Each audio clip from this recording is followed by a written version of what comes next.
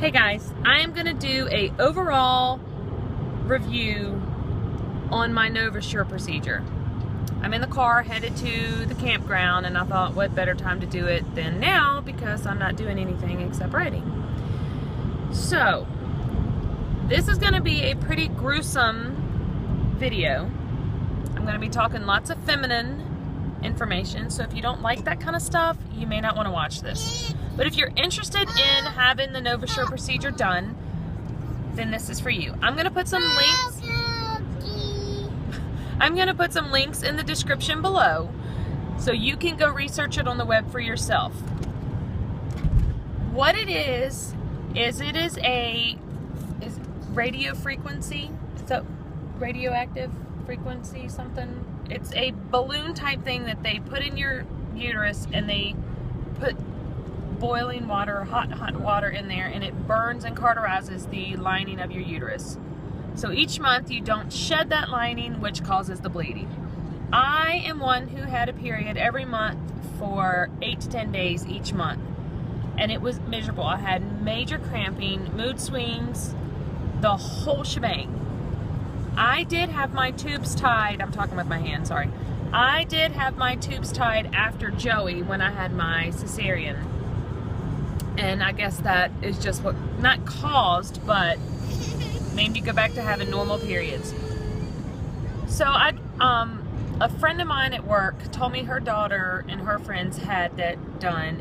So I checked into it, and I asked my doctor at my yearly checkup what he thought about it, and he was very supportive of it because it cuts a woman's chance of having to have a hysterectomy down by half or more. He said it greatly reduces the risk of having to have a hysterectomy.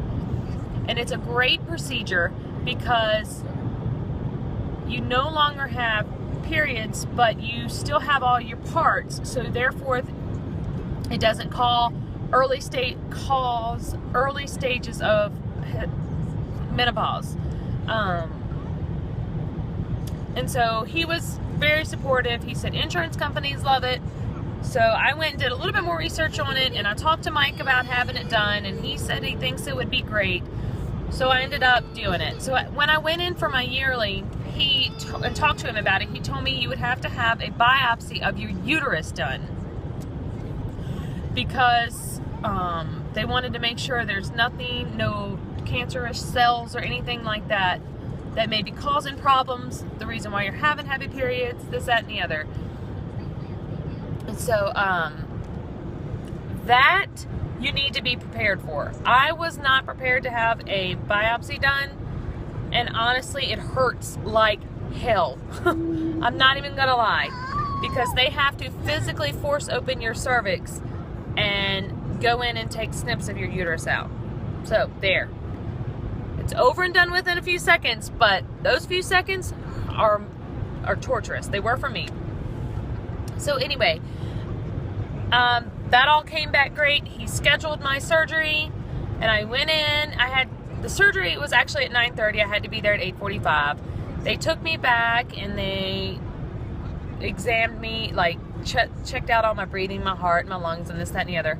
And then they hooked me up to the IV, and within a few minutes I was headed back to the procedure room. This is all done outpatient. It was done at my actual family gynecologist.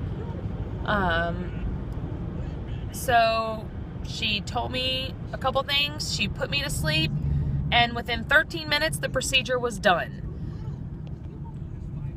And let me tell you, that was the best sleep ever. Best sleep ever. And it was only 13 minutes. It felt like I had been asleep for a week. It was just so deep, so, oh God, it was awesome. And they call it Michael Jackson juice because that's what Michael Jackson overdosed with. So yes, he came in. He told me, well, he didn't come in. The nurses came in and were checking up on me and everything. Within 30 minutes, about 10 to 15 minutes, I started cramping, and the cramps got pretty intense. I'm talking, they were like one huge, long, intense contraction. So the nurse came in and I told her, you know, it was starting to hurt, so she gave me some pain medicine. She gave me Percocet. However, I had not eaten. So she made me eat some crackers, but I don't think that was enough. And then it could have been a combination too of the anesthesia and the Percocet. However, I personally had a major reaction to it. I ended up getting extremely hot. I had to take all my clothes off, and I laid out on the bed, and then it was like instant, because the cramping was so bad, it made you feel like you had to go to the bathroom. So I made the nurses rush me to the bathroom, and then of course it was nothing. And I was having these horrible, just hot flashes. I could not, all I wanted to do was get home. And the car, that's another thing, the car ride home was miserable too. So my suggestion is if you can tolerate the pain, I would tolerate the pain until you got home. Eat something good and then take some pain medicine. Yeah, he gave me a prescription. Sorry guys, the road is bumpy. He gave me a prescription for hydrocodone. It was a generic brand of Loratab. It wasn't actually Loratab. So I went home, and when I got home is when I actually got sick. I threw up. And then I just went downstairs and laid down and pretty much slept the rest of the day.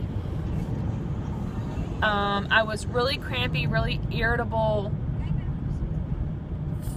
the rest of that night, and then when I woke up in the morning, I was still sore and tender.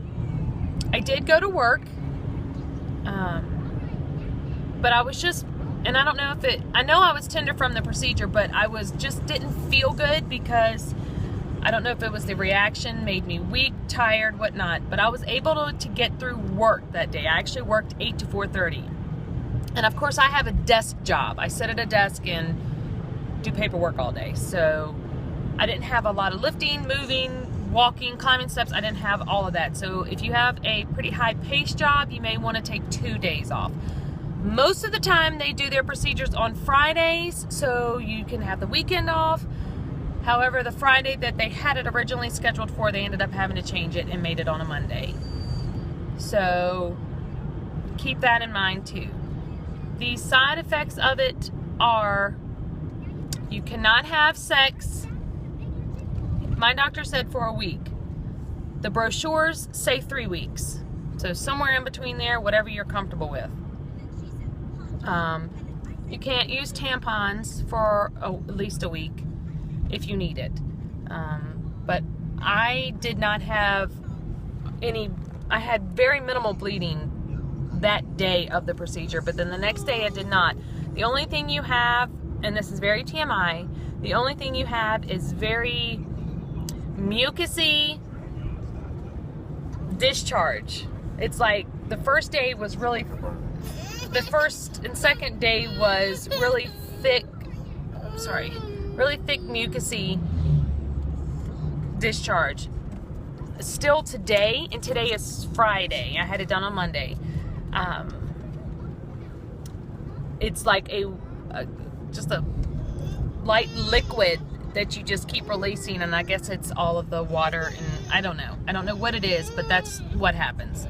I can honestly say that I still feel a little bit tenderness there. Let me take care of him. I'll be right back.